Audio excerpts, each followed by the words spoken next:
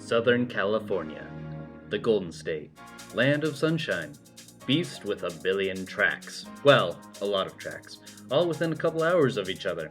Yes, that's right, from Buttonwillow Raceway to Chuckwalla Desert Center, there's at least 8 tracks in the LA area if you count kart tracks.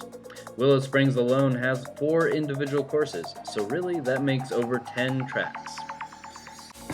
Say what you will, I love living only an hour or two from the tracks. It's part of why I moved here. So why not have a bike that can do both big and little tracks? Having raced Ninja 250s, I wanted a bike that was more reliable and still competitive in the local track orgs, but able to hop on track with little bikes at kart tracks. I can't afford the Moto America dominating Ninja 400, as it's still new to have a crashed and rashed used selection. So I turned to my personal favorite, the Yamaha R3. I managed to grab a crashed, bent, and broken 2015 Yamaha YZF R3 for a mere $500 recently.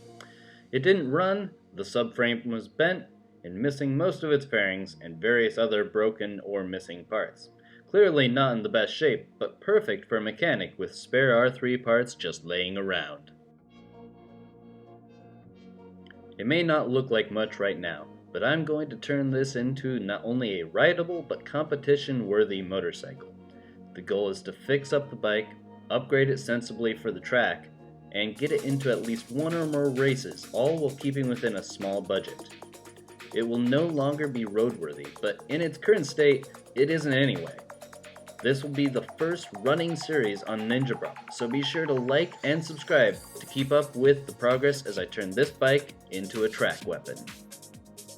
Thanks for watching. Check back next time on TrackWeapon.